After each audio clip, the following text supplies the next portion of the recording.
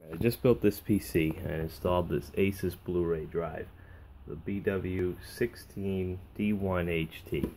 Now, the drive works, it's not broken, and I know the drive will normally initialize when you boot up the PC, that's fine, but every time I put the computer to sleep and wake it up, it acts like it's reading a floppy disk or something, and there's nothing in there.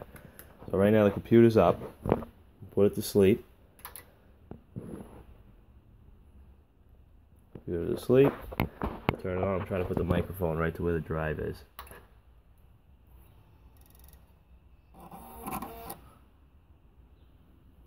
That's not sleep now. It's back up. Put it back to sleep.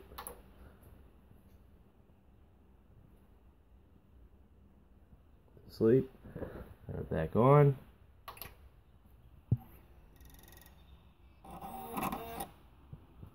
It's the most annoying sound to hear every single time you wake your PC up.